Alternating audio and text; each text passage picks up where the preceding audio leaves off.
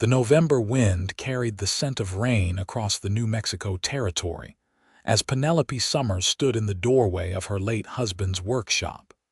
Her fingers curled tight around the brass key that had hung unused on its nail for 8 months.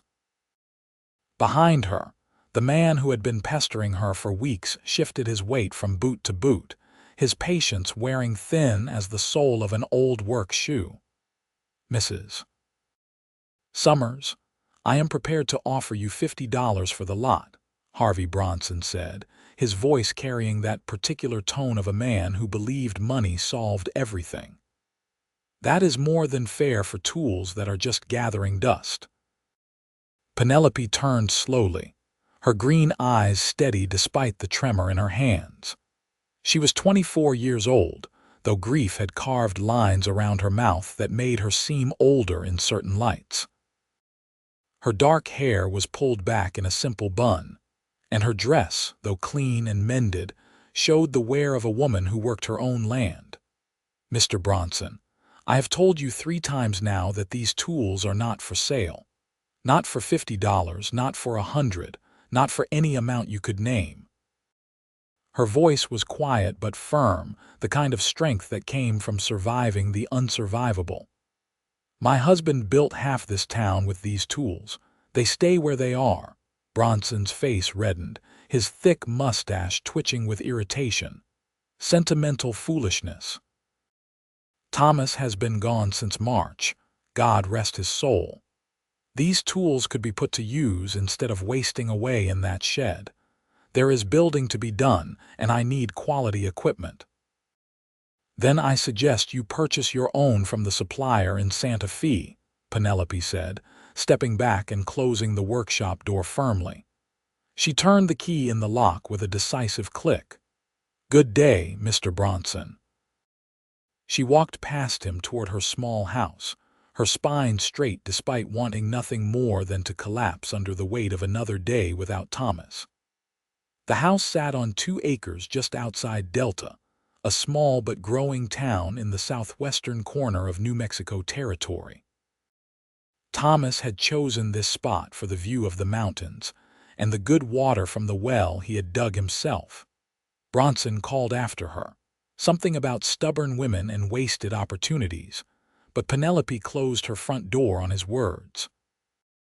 Inside, the house was tidy and sparse, the kind of clean that came from having too much time and too little purpose. She set about making coffee, her hands moving through the familiar motions while her mind drifted to the workshop and all it contained. Thomas had been a carpenter and a builder, one of the best in the territory. Those tools represented 15 years of his life, each one selected with care, maintained with devotion. The saws hung in order of size, the planes lined up like soldiers, the chisels sharp and ready in their leather roll. To sell them would be to erase the last physical evidence of his skill, his passion, his place in the world. She was still standing at the window, coffee growing cold in her cup, when she saw the rider approaching. This one was not Harvey Bronson. The horse was a sturdy roan gelding, and the man in the saddle sat easy, like someone who had spent more of his life on horseback than on foot. He was tall. She could see that even from a distance, with dark hair that needed cutting and a day or 2 of stubble on his jaw. Penelope set down her cup and stepped onto the porch, one hand shading her eyes against the afternoon sun that broke through the clouds. The rider slowed as he approached, then stopped a respectful distance from the house. He touched the brim of his hat, a gesture that seemed natural rather than calculated. "Madam, I am looking for Mrs. Summers," he said. His voice was deep and carried a slight drawl that spoke of Texas origins. "You have found her," Penelope replied, staying on the porch. "What is your business?" The man dismounted, holding his horse's reins loosely. He was perhaps 27 or 28, with blue eyes that seemed tired around the edges and a scar that ran along his left forearm. His clothes were worn but clean, and he carried himself with the kind of quiet confidence that came from knowing his own capabilities. "My name is Benjamin Dawson, madam. I have been working for the Patterson Ranch north of here, but that job has ended with the season. I heard in town that you might have some work available, or at least that was what the blacksmith suggested." Penelope frowned slightly. "Mr. Carter sent you. I have not spoken to him about needing help." "No, madam, I expect you have not. But I was asking around about carpentry work, and he mentioned that your husband had been the best builder in Delta before he passed. Said you might have need of someone to do repairs or such." Benjamin's expression was earnest, without the presumption that had colored Harvey Bronson's features. "I do not mean to impose. If there is no work, I will be on my way." She should have sent him away. She had no money to pay for labor, no projects that needed doing. But something in his manner made her pause, made her think of Thomas, and how he had always been willing to hear a man out before making a decision. "I have no work to offer, Mr. Dawson. I am sorry you rode out here for nothing." She said the words, but she did not move back toward her door. Benjamin nodded, accepting this without argument. "I understand, madam. I apologize for troubling you." He started to turn back to his horse, then stopped. "Forgive me for asking, but is it true you have a full workshop here? Carter mentioned your husband had quite a collection of tools." Penelope's hand tightened on the porch railing. "If you have come to make an offer to purchase them, Mr. Dawson, you can save your breath. I have already turned down one man today, and I will turn down a dozen more if need be." "No, madam." Benjamin held up one hand, palm out. "I have no money to buy tools even if I wanted to. I was only curious because I have been trying to put together my own set for years now, and it is slow going on a ranch hand's wages. A man's tools say a lot about him, and I wondered what kind of builder he was." The genuine interest in his voice caught Penelope off guard. In 8 months, no one had asked her about Thomas the man, only Thomas the deceased, the one whose absence created opportunities for others. "He was an excellent builder," she said quietly. "He learned from his father in Missouri, then came west to make his fortune. He found me instead." Benjamin smiled slightly at that. "I would say that counts as a fortune, madam." The unexpected gallantry brought heat to Penelope's cheeks. She cleared her throat, suddenly uncertain. "Would you like to see the workshop, Mr. Dawson? I cannot offer you work, but I can at least show you what a proper set of tools looks like." She was not sure why she made the offer. Perhaps it was the loneliness talking, or perhaps it was the way he had spoken of tools with the respect of someone who understood their value. Either way, Benjamin's face brightened with genuine pleasure. "I would be honored, madam, if it is not too much trouble." Penelope descended from the porch and led him across the yard to the workshop. Her hands shook slightly as she unlocked the door, as they always did when she entered this space. The smell hit her first, as it always did, that particular combination of wood shavings, linseed oil, and sawdust that had permeated Thomas's clothes, his skin, his very being. The workshop was exactly as he had left it on that March morning when he rode into town and never came back. His apron still hung on its peg. A half-finished chair stood near the workbench, waiting for sanding. The floor was swept clean because Penelope had not been able to bear the sight of dust accumulating on everything he had touched. Benjamin stepped inside slowly, his eyes moving over the space with the kind of attention most men reserved for beautiful women or fine horses. He did not touch anything, just looked, and Penelope appreciated that more than he could know. "This is remarkable," he said finally. "I have never seen such a complete collection outside of a professional shop in a city. These saws alone must have cost a fortune." "Thomas saved for years to buy the best," Penelope said, running her hand along the workbench. He said a good tool would last a lifetime if you treated it right, and a poor tool was a waste of money at any price. Benjamin moved closer to examine a set of hand planes, still not touching but leaning in to read the maker's marks. He was right about that. These are beautiful pieces. This one here, the smoothing plane, this is made by the same company my father used. I learned to plane boards on one just like it. Your father was a carpenter. He was. Back in Austin, he died when I was 16 and I had to sell his tools to pay debts. Benjamin's voice carried old regret. I have been trying to rebuild a collection ever since, but ranch work does not leave much time or money for it.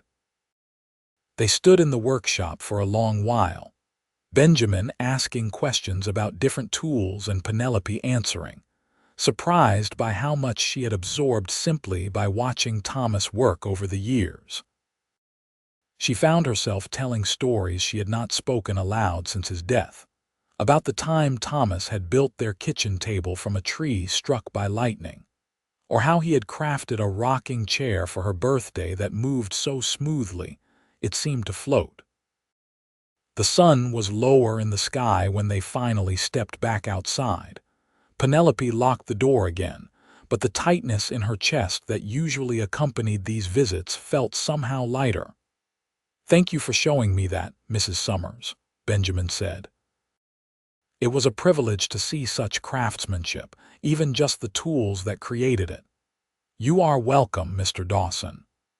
Penelope hesitated, then heard herself saying, "If you have nowhere pressing to be, I have stew that needs eating. It is too much for one person." Benjamin looked surprised, then cautious. "I would not want to impose, madam. It is not an imposition if I am offering. Besides, you rode all the way out here based on poor information from James Carter. The least I can do is feed you before you ride back." The meal was simple but good, and Benjamin ate with the appetite of a man who had been living on his own cooking for too long. They talked of safe things, the weather, the growth of Delta, the challenges of ranching in New Mexico territory. Benjamin told her about growing up in Texas, his voice fond when he spoke of his mother who still lived in Austin with his younger sister.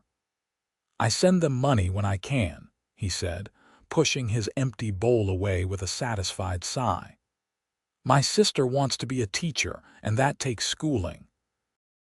I figure if I can work a few more years, save enough to buy some land of my own I can send for them, give them a better situation." "That is admirable," Penelope said. "Your mother must be proud." "I hope so. She wanted me to stay in Austin, find steady work there. But there were too many memories after my father died, and I needed to find my own way." He paused, then added carefully, "I imagine you understand something about needing to find your own way after loss." Penelope looked down at her hands, at the thin gold band she still wore. "Some days I think I am managing. Other days I am not sure I am finding anything at all, just surviving." "Surviving counts for something, Mrs. Summers. Some days it counts for everything." The understanding in his voice brought tears to her eyes, unexpected and unwelcome. She blinked them away quickly, standing to clear the dishes. Benjamin rose to help, and she did not protest. They worked in companionable silence, washing and drying, putting things away in her small kitchen. When he finally took his leave, the sun was setting in a blaze of orange and purple over the mountains. Penelope stood on her porch and watched him ride away, and for the first time in 8 months, the silence of her house felt a little less oppressive. She did not expect to see Benjamin Dawson again. Delta was small but not that small, and a cowboy looking for work would likely move on to one of the larger towns where opportunities were more plentiful. So when she went into town 3 days later for supplies and saw his roan horse tied outside the general store, her heart gave an unexpected leap. Inside, Benjamin was talking with Mr. Patterson, the owner of the store and father to the Patterson who owned the ranch where he had been working. The older Patterson was shaking his head. "I have no work here, son. My boy handles all the heavy lifting at the ranch, and I am too old to take on help in the store. But you might try the lumber yard.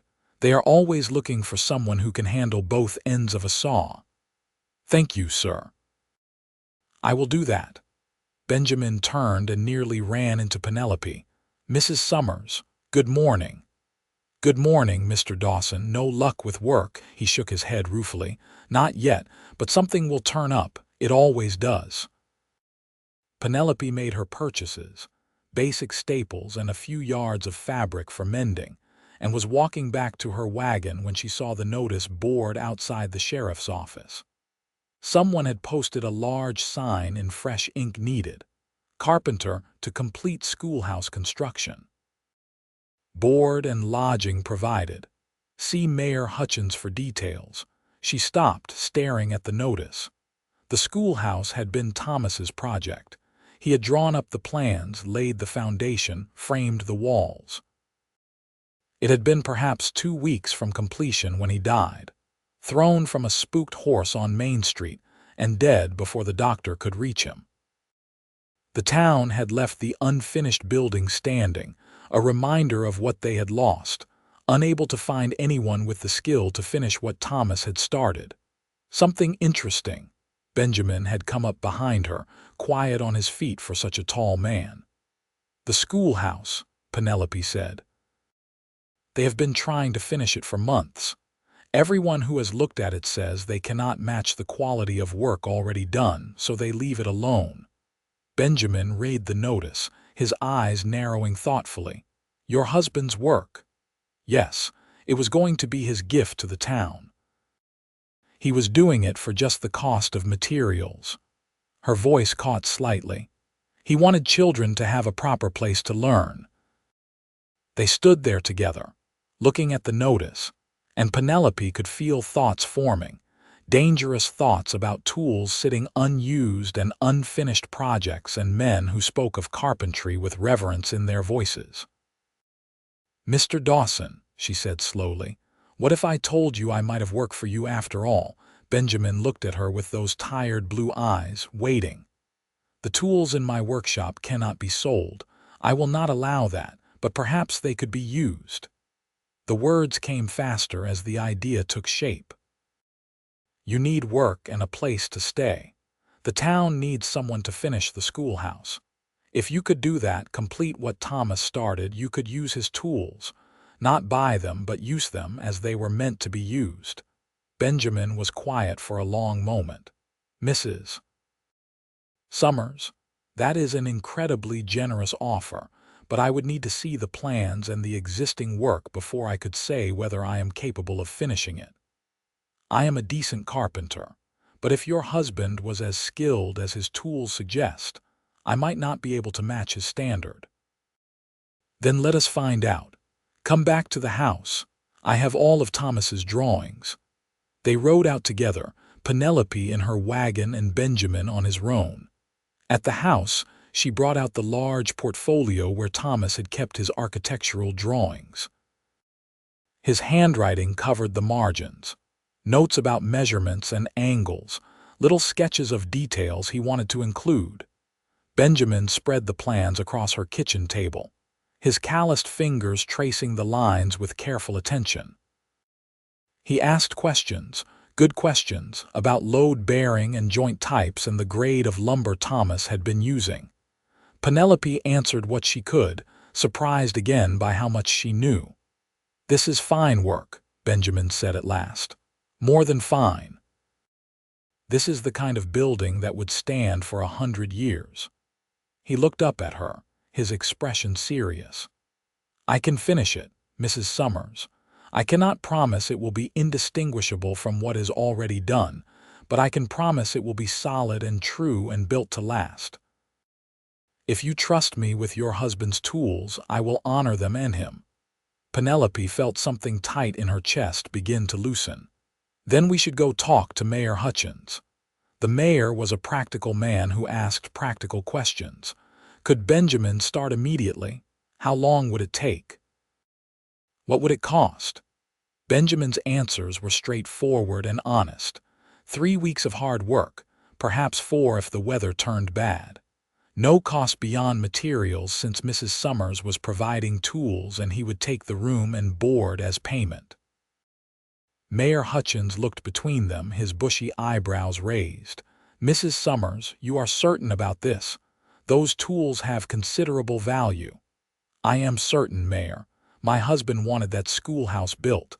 This seems the right way to see it done." "Well then." The mayor extended his hand to Benjamin. "You have yourself a job, Mr. Dawson. When can you start?" "Tomorrow morning, sir." Penelope found herself swept up in the arrangements. The mayor would provide a room at the boarding house, meals at the hotel. Benjamin would need to inventory the materials already on site, determine what additional supplies were needed. She drove him out to see the schoolhouse that afternoon, watching his face as he examined Thomas's work. The building stood at the edge of town, facing east to catch the morning light. The frame was solid, the floor laid, the roof half-shingled. It was clear even to Penelope's untrained eye that the work was of exceptional quality. Every board was plumb, every joint tight. Benjamin climbed up onto the partially completed roof, testing the structure, examining the work from every angle. When he came back down, there was respect in his expression. "Your husband was a master, Mrs. Summers. This is some of the finest framing I have ever seen. I will do everything in my power to be worthy of completing it." They returned to her property as the sun began to set. Benjamin spent an hour in the workshop, carefully going through each tool, testing edges, checking handles, making notes about what he would need. Penelope watched from the doorway, and for the first time since Thomas's death, the workshop did not feel like a tomb. "I will take good care of these," Benjamin said as he finished. "I give you my word." "I believe you," Penelope replied, and realized she meant it. Benjamin started work the next morning at first light. Penelope woke to the sound of hammering, distant but clear, and found herself making extra coffee without thinking about it. She packed a lunch, more than she needed for herself, and told herself it was simple hospitality as she drove her wagon into town. The schoolhouse was already transformed. Benjamin had set up a proper work area, tools laid out in neat rows, lumber sorted and stacked. He was on the roof when she arrived, his shirt sleeves rolled up despite the November chill, working with the kind of steady rhythm that spoke of years of practice. "Mr. Dawson," she called up. "I brought coffee." He climbed down, his face brightening when he saw her. "Mrs. Summers, you did not need to do that. I had extra. It seemed foolish to let it go to waste." She poured him a cup from the jug she had brought, watched him drink it gratefully. "This is good coffee. Better than the boarding house provides, and that is saying something since Mrs. Chen is known for her coffee." He wiped his mouth with the back of his hand. "I have been examining the roof structure. Your husband designed it to handle significant snow load, more than is typical for this area. Smart thinking for a building that needs to last. Thomas always said to build for the worst conditions and hope for the best. That is good philosophy." Benjamin gestured to the building. "Would you like to see what I am planning?" She followed him around the structure, listening as he explained his approach. He was going to match Thomas's methods exactly, using the same types of joints, the same techniques. It would take longer, but the finished building would be seamless, true to the original vision. "I noticed something in the plans," Benjamin said as they stood looking at the front entrance. "Your husband had designed a small brass plate to go above the door. It just says Delta School, 1883, but there is space for something else." He was going to add "built with love for future generations," but he said it sounded too sentimental. We argued about it. The memory brought a smile despite the ache it carried. "I told him sentiment had its place in the world." "You were right," Benjamin said quietly. I think we should include it if you would like." "Yes," Penelope said. "I would like that very much." She found herself returning to the schoolhouse site every day, sometimes with coffee or lunch, sometimes just to watch the work progress. Benjamin never seemed to mind her presence. He would explain what he was doing, point out details in Thomas's original work, ask her opinion on small decisions. Other townspeople came by too, curious about the cowboy who had taken on the impossible task of finishing Thomas Summers's last building. They watched Benjamin work with a critical eye at first, looking for shortcuts or shoddy craftsmanship, but found none. Word spread that the stranger was doing right by Thomas's memory, and the initial skepticism turned to approval. "That young man is doing fine work," Mrs. Patterson told Penelope at the general store 2 weeks into the project. "My husband went by yesterday and said he could hardly tell where Thomas's work ended and Mr. Dawson's began." Penelope felt an unexpected pride at the words, though she could not quite explain why. She purchased an extra pound of the good coffee, told herself it was because she happened to be there and had the money. That evening, she drove out to the schoolhouse as Benjamin was packing up his tools for the day. The roof was complete now, perfectly shingled, and he had started on the interior finish work. "Mrs. Summers," he greeted her, smiling. "I was hoping you would come by. I wanted to show you something." He led her inside the building, to the far wall where a large window looked out toward the mountains. "Your husband's plans called for built-in bookshelves here, but he did not leave detailed drawings. I made some sketches of what I think he intended. I wanted your approval before I started cutting." The sketches were beautiful, simple but elegant, exactly the kind of thing Thomas would have designed. Penelope studied them, her vision blurring slightly with tears she refused to shed. "They are perfect," she managed to say. "How did you know?" "I have been studying his work for 2 weeks now." You start to understand how a builder thinks, what choices he would make. Benjamin folded the sketches carefully. "I want to get this right for him, Mrs. Summers, and for you." The addition of those last 3 words hung in the air between them. Penelope looked up at Benjamin, really looked at him, and saw something in his face that made her heart skip. It was not pity, not the careful sympathy that most people showed her. It was something warmer, something that spoke of seeing her as a woman, not just a widow. "Thank you," she said softly, "for caring about this, about him. It would be hard not to care when it clearly means so much to you." Benjamin hesitated, then added, "I hope this is not too forward, but would you consider having dinner with me tomorrow evening? Not at your house, somewhere neutral. The hotel dining room, perhaps. I would like to talk with you about something other than carpentry and loss." Penelope's first instinct was to refuse. She was in mourning. It had not even been a year. What would people say? But then she thought about the 8 months she had spent alone, the endless days of empty silence, the way she had been merely surviving rather than living. She thought about Benjamin's kind eyes and careful hands, the way he spoke of her husband with respect rather than treating Thomas's memory as something to overcome. "I would like that," she heard herself say. "Tomorrow evening would be fine." Benjamin's face lit up with a smile that transformed his whole appearance, making him look younger and less worn. 6 o'clock. I will meet you there."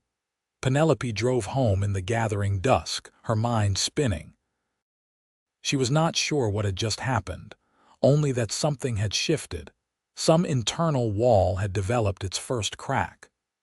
The guilt came immediately after, whispering that she was betraying Thomas, that it was too soon, that people would judge her.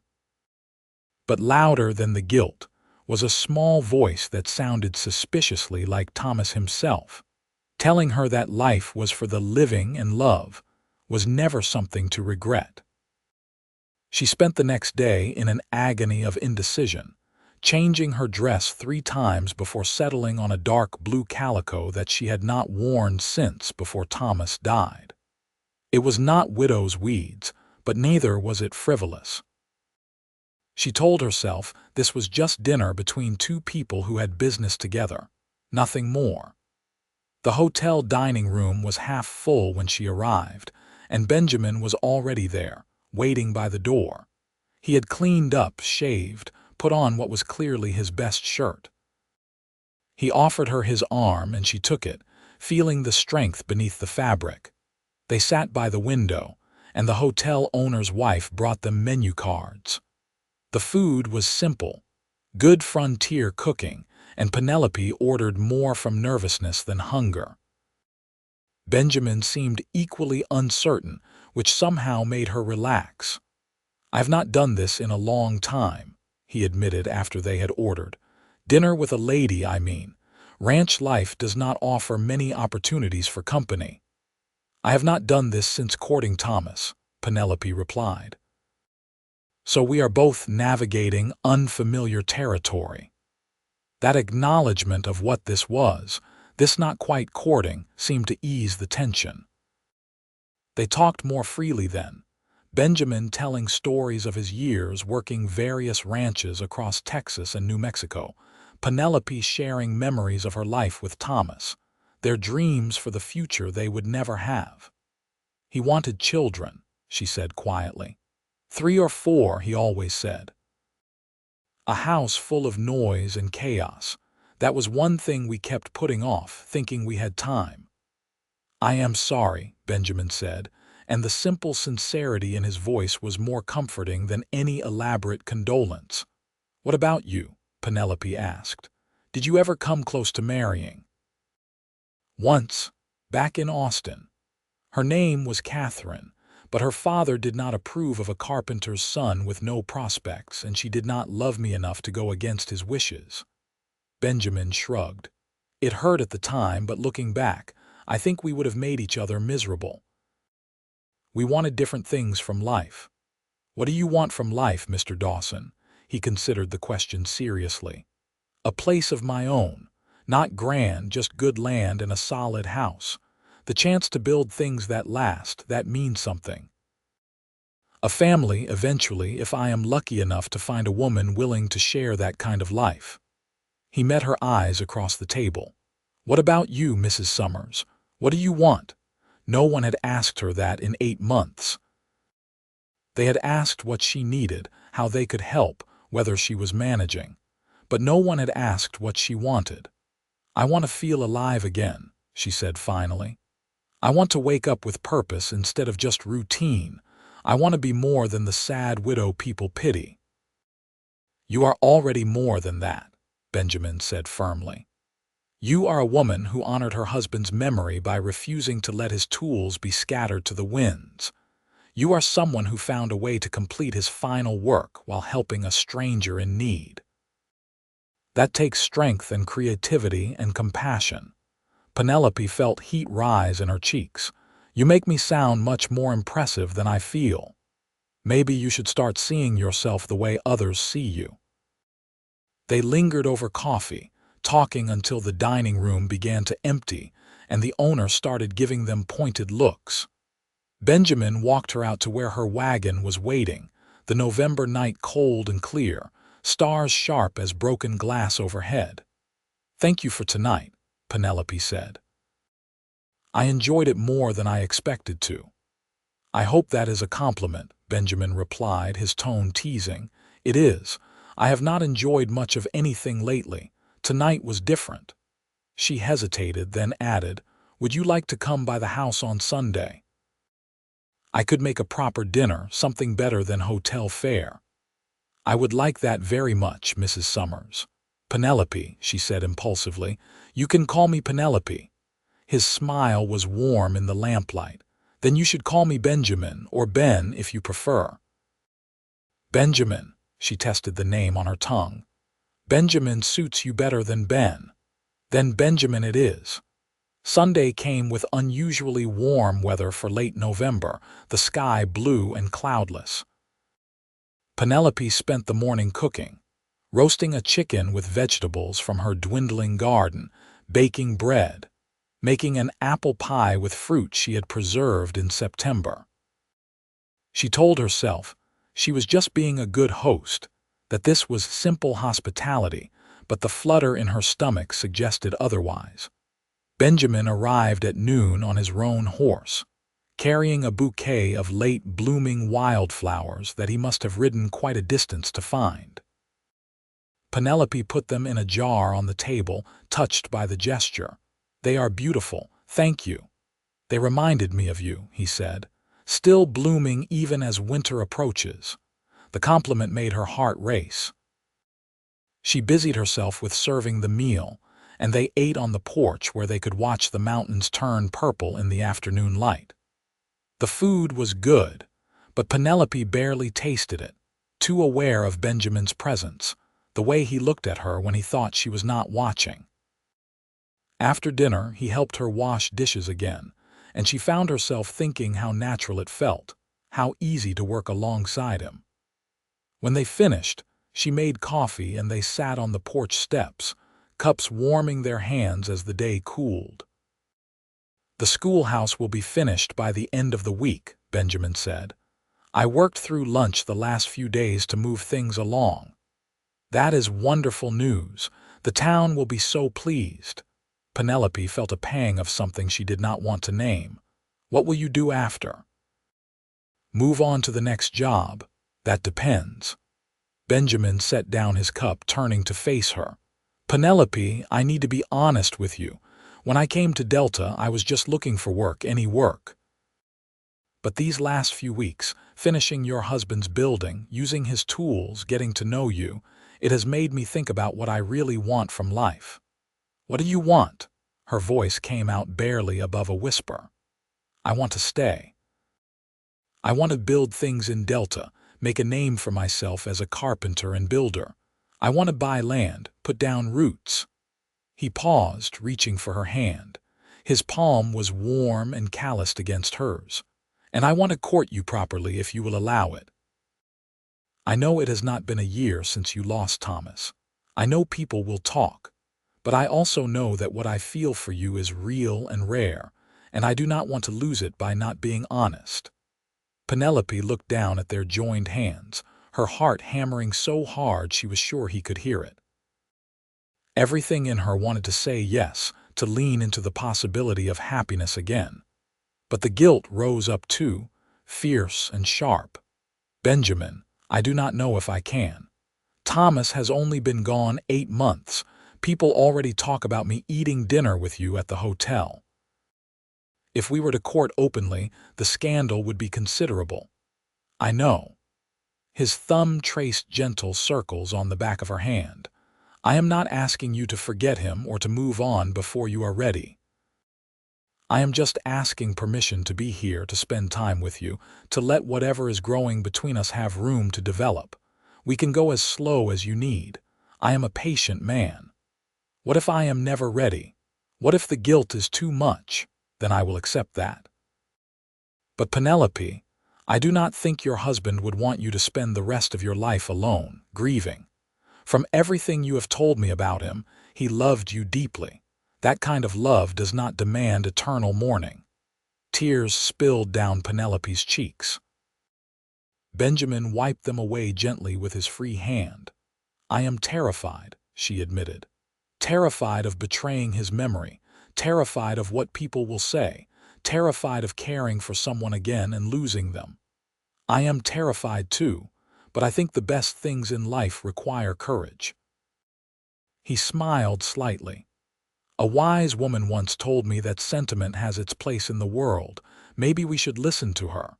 That pulled a watery laugh from Penelope. She squeezed his hand, making a decision that felt both terrifying and absolutely right. "Yes," she said. "Yes, you can court me." Slowly, carefully, but yes. Benjamin's face transformed with joy. He raised her hand to his lips, kissing her knuckles with such tenderness that fresh tears spilled down her face. "Thank you for trusting me," he said softly. "I promise I will be worthy of that trust." They sat together on the porch steps as the sun set. hands clasped, talking about hopes and dreams and the strange paths that had brought them to this moment. When Benjamin finally rode away into the gathering darkness, Penelope stood watching until his silhouette disappeared, her heart feeling more alive than it had in months. The schoolhouse was completed on a clear December morning, just as Benjamin had promised. It seemed like half of Delta turned out for the informal dedication, admiring the finished building and the quality of the work. Mayor Hutchins made a speech about community and perseverance, and several people mentioned Thomas's name with respect and fondness. Benjamin stood to the side, uncomfortable with the attention, but Penelope caught his eye and smiled. She saw him notice, saw him smile back, and felt the warm glow of shared understanding.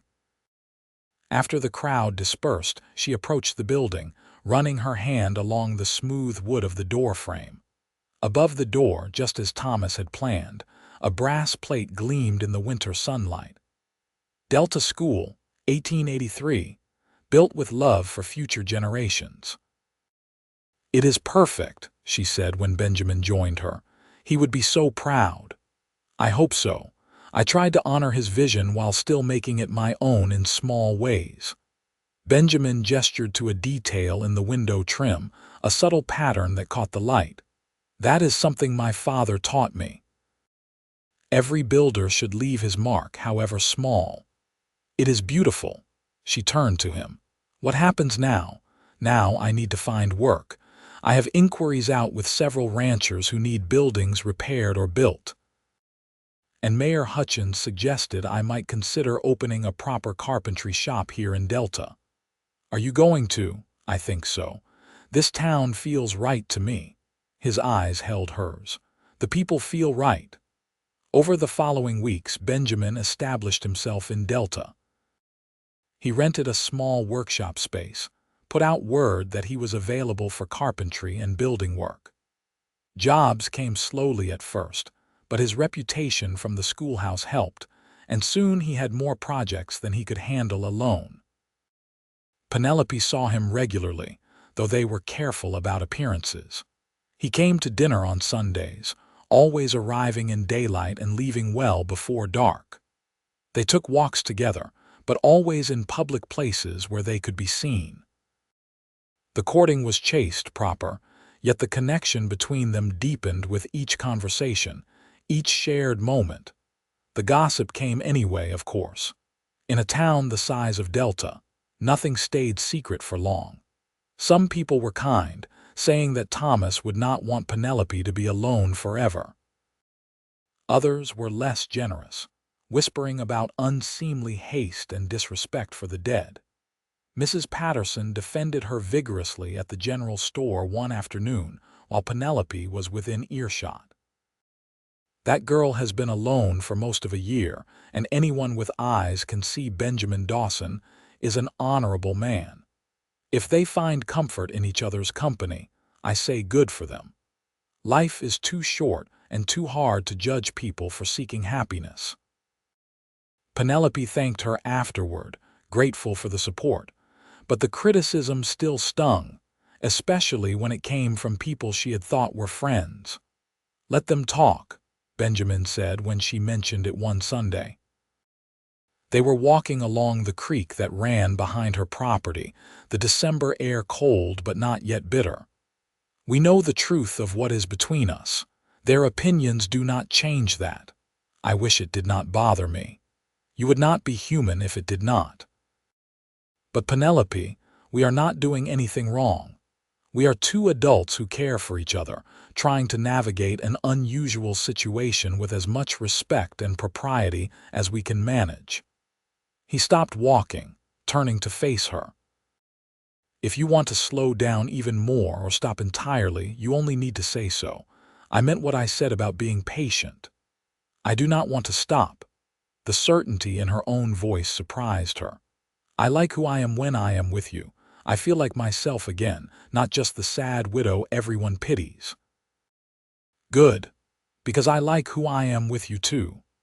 Christmas came, and with it a rare snowfall that blanketed Delta in white.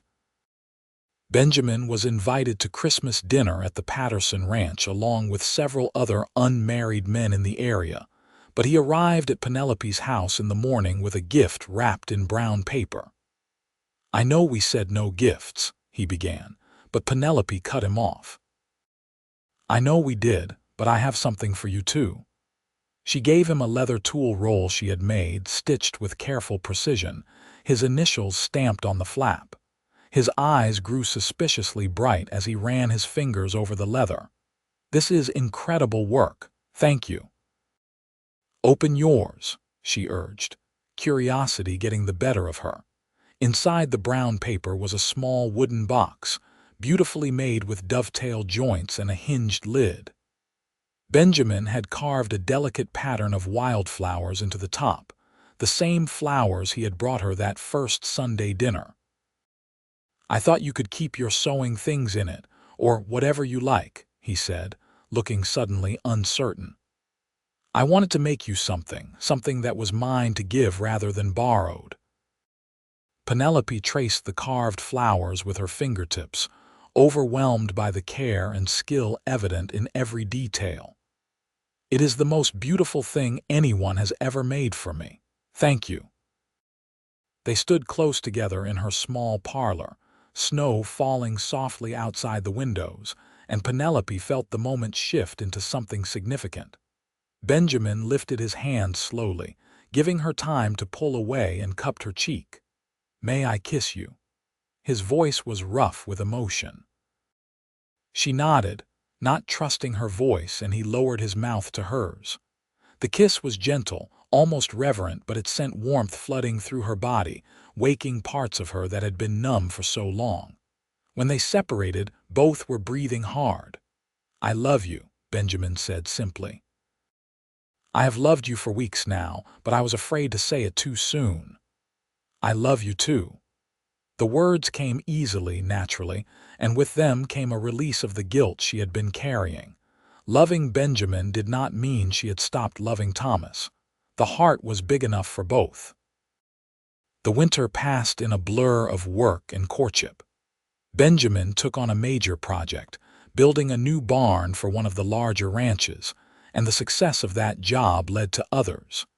He was making a name for himself, becoming known as a builder who did quality work at fair prices. In February, he purchased 5 acres on the edge of Delta, land with good water and a view of the mountains. He showed Penelope the property on a cold Sunday afternoon, walking with her over the frozen ground. "I want to build a house here," he said.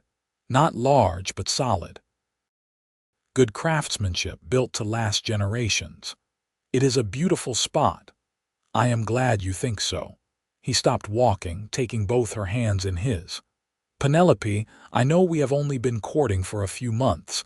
I know it has not even been a year since Thomas died. But I also know that I want to spend my life with you, and I see no point in pretending otherwise." Her heart began to race. "Benjamin, what are you saying?" He dropped to one knee in the frozen grass, still holding her hands. "I am saying that I love you more than I thought it was possible to love another person. I am saying that I want to build that house for us, fill it with the noise and chaos of the family you once dreamed of. I am saying that I would be honored beyond measure if you would agree to marry me." Penelope felt tears streaming down her face, but they were tears of joy rather than grief. "Yes, yes, Benjamin, I will marry you." He stood, pulling her into his arms, spinning her around despite the treacherous footing. When he set her down, he kissed her thoroughly, all traces of gentleness replaced by passion too long restrained. "I do not have a ring yet," he said when they finally broke apart. "I wanted to ask first, make sure you said yes before I spent the money. I do not need a ring, I just need you. You will have both, I promise." They married in April, exactly 1 year and 1 month after Thomas's death. It was a small ceremony, just Mayor Hutchins officiating and a handful of close friends as witnesses. Penelope wore a simple dress of pale green cotton, and Benjamin wore his best suit, purchased new for the occasion. Mrs. Patterson cried through the entire ceremony, and even Mr. Patterson had to wipe his eyes. The criticism they had worried about never materialized, or at least not loudly. Most people seemed genuinely happy for them, recognizing that both Benjamin and Penelope had found something rare and worth celebrating. They spent their wedding night at the house Penelope had shared with Thomas, but it felt different now. No longer a shrine to the past, but a temporary shelter as they built their future. Benjamin was gentle with her, patient, taking time to learn her responses and preferences.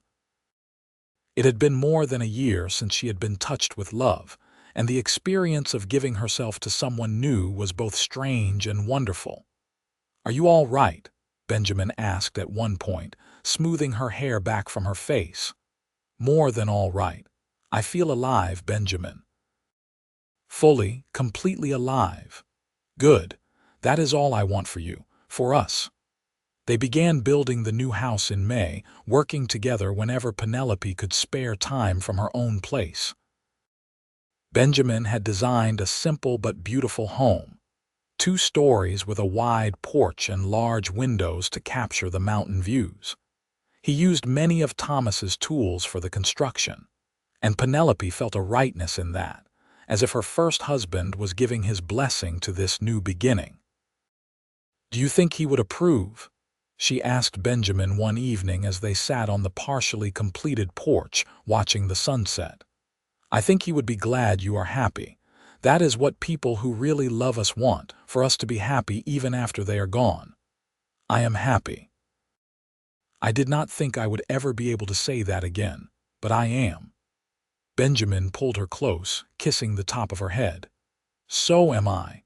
You have given me everything I ever wanted, a home, a purpose, love. I will spend the rest of my life trying to be worthy of that gift." The house was completed by late summer, and they moved in on a blazingly hot August day with help from several neighbors. Penelope brought what she wanted from the old house, selling the rest along with the property to a young family just starting out. She kept Thomas's workshop intact, though, and the new owners were happy to include it in the sale. It seemed fitting somehow that his tools had enabled her to build a new life, and now his workshop would serve someone else's dreams. That first night in their new home, Penelope and Benjamin lay in the bed he had built by hand, listening to the sounds of their house settling around them. "What are you thinking?" Benjamin asked, his fingers tracing lazy patterns on her arm. "That I am the luckiest woman alive. I have been blessed with love twice in one lifetime. Some people never find it once. I am the lucky one. You took a chance on a cowboy with nothing but skills and hope. You had more than that. You had integrity and kindness and the wisdom to see that some things cannot be bought, only borrowed and used with respect. Like tools." "Like tools," she agreed, smiling in the darkness. Autumn brought change and joy in equal measure.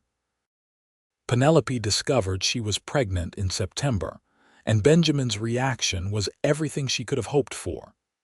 He swept her into his arms, laughing and crying at the same time, already making plans for how they would arrange the second bedroom as a nursery.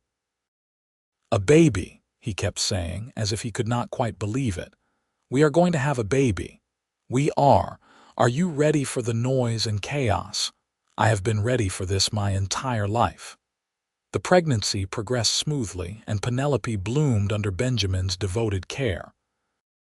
He took on fewer projects so he could be home more, building a cradle from walnut wood and carving the same wildflower pattern he had used on her jewelry box. Winter arrived with heavy snow, unusual for Delta, and Penelope found herself housebound more often than not. Benjamin used the time to teach her more advanced carpentry, showing her how to use the planes and chisels with precision. She had a natural aptitude for the work, and he began incorporating her suggestions into his projects. "You have a good eye for design," he told her as she sketched out an idea for a corner shelf. Have you ever thought about working alongside me as a carpenter? People would think that was very odd. Let them think what they want. You are talented and we work well together. Why waste that? The idea took root, and by spring, Penelope was helping Benjamin with projects regularly, at least those that did not require heavy lifting as her pregnancy advanced. They became known as a team, the Dawsons who could build anything, and their reputation spread throughout the territory.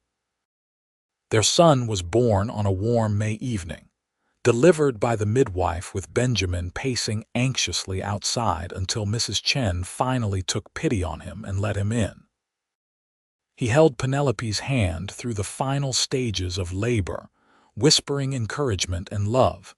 And when the baby finally arrived, squalling and red-faced and perfect, Benjamin wept openly. "He is beautiful," he said, cradling his son with the careful confidence of someone who understood the value of precious things. "He is absolutely perfect." They named him Thomas Benjamin Dawson, honoring both the past and the present. Benjamin never showed any jealousy or discomfort with the choice, understanding that love was not a finite resource but something that expanded to encompass everyone who mattered. Young Thomas thrived, growing strong and healthy through the summer and into the fall. Benjamin proved to be a natural father, patient and playful, building toys for his son before Thomas was even old enough to appreciate them. Penelope watched her husband and child together and felt her heart grow fuller than she had ever imagined possible. When Thomas was 6 months old, Benjamin's mother and sister made the journey from Austin to meet the family. Sarah Dawson was a small woman with her son's blue eyes and a practical manner that Penelope liked immediately. Benjamin's sister, Emily, was 18 and bright-eyed with excitement about everything. "I cannot believe my brother built all this," Emily said, standing in the middle of their house and turning in a slow circle. "When he left Austin, he had nothing but his horse and his tools." "He has done well," Sarah agreed, bouncing young Thomas on her hip. "And this little one is a blessing. You are both blessed." They stayed for 2 weeks, and Penelope grew close to both women. Sarah had the same quiet strength as her son, forged through loss and hardship but not broken by it. Emily was eager to learn everything, asking constant questions about carpentry and building, much to Benjamin's amusement. "She wants to be like you," Sarah told Penelope one afternoon while they were preparing dinner together. "She sees a woman who works alongside her husband as an equal, and it has opened her eyes to possibilities she never considered." "I am just doing what makes sense," Penelope replied, a little embarrassed by the praise. "That is what makes it so powerful. You make it look natural, like this is how things should be." Sarah squeezed her hand. "My son chose well. I worried about him for years, wondered if he would ever find someone who understood him. But you do you not?" "I do. He saved me in many ways. Gave me a reason to live again after I thought my life was over. And you saved him from a life of loneliness and wandering. That is what the best marriages do, save both people from their lesser fates." When Sarah and Emily finally departed, promises were made to visit again soon, and Benjamin sent money with his mother to help with Emily's schooling. Watching them ride away, Penelope leaned into her husband's side, feeling the rightness of their expanding family. The years that followed were full and rich. Another child came, a daughter they named Clara after Penelope's mother who had passed years before. Then another son, Jacob, born 2 years later. The house rang with the noise and chaos Thomas had dreamed of and Benjamin had promised, and both parents thrived in the organized madness of a growing family. The carpentry business flourished. Penelope and Benjamin built additions, barns, houses, furniture. They became known throughout the territory for their craftsmanship, and people were willing to wait months for the Dawsons to take on a project. They trained apprentices, passing on the skills that Thomas had perfected and Benjamin had honored. Young Thomas showed an early aptitude for building, following his father around the workshop from the time he could walk. By age 5, he had his own small set of tools, carefully sized for his hands, and was learning to plane boards under Benjamin's patient instruction. "He has the gift," Benjamin told Penelope one evening as they watched their son work a piece of pine into submission. "The same gift your first husband had." "Thomas would be so proud," Penelope said softly. "I think he is. Wherever he is, I think he can see what his tools have built, and I do not just mean the houses and furniture. I mean all of this, our family, our life. It all started because you refused to sell those tools to the wrong person and then trusted the right person to use them." Penelope smiled, thinking back to that November day when Benjamin had first ridden up to her house, a cowboy looking for work with nothing to offer but his skills and integrity. Who could have known then where that meeting would lead? The old workshop on Penelope's original property became a training center for young carpenters. The family who had bought the house were happy to lease it back to the Dawsons, and Benjamin and Penelope used it to teach the next generation of builders. Thomas's tools were still there, still in use, now supplemented by Benjamin's growing collection. Tools should be used, Benjamin always told his students. They were made to create, not to sit idle. A tool that is not used is just metal and wood. A tool that is used with care and skill is a bridge between imagination and reality. On a warm spring evening when young Thomas was 7, Clara 5, and Jacob 3, the family sat on their porch watching the sun set over the mountains. The children played at their feet, building elaborate structures from the wooden blocks Benjamin had made, while Penelope and Benjamin rocked in the chairs he had crafted for their 5th anniversary. You ever wonder how different your life would be if Thomas had not died? Benjamin asked quietly, the kind of question that only made sense between people who trusted each other completely. Penelope considered it carefully. "I do sometimes. I loved him deeply and I would have been happy with him, but I also know I would have been a different person, led a different life. Not better or worse, just different. Do you have regrets about us? Never about losing Thomas. Of course. But I have learned that grief and gratitude can exist side by side. I grieve for what was lost while being grateful for what I found." Benjamin reached over and took her hand. "I am grateful too. For you, for our children, for the life we have built. You took a chance on me when you had every reason not to, and I will never take that for granted. You have been everything I needed and more than I dared hope for. You honored Thomas's memory while making room for something new. That takes a rare kind of generosity." "It was not generosity. It was understanding. I knew you would not have been the woman I fell in love with if you had been willing to forget him easily. Your loyalty, your fierce protection of what mattered, that was part of what drew me to you." They sat in comfortable silence as the sky turned from gold to purple to deep blue. Young Thomas brought over his latest block creation for inspection, a complicated building with multiple levels and careful attention to symmetry. "This is excellent work," Benjamin said, examining it seriously. "What is it?" "It is a school like the one you and Mama built. But bigger, with rooms for all the children in the whole territory." Penelope felt tears prick her eyes.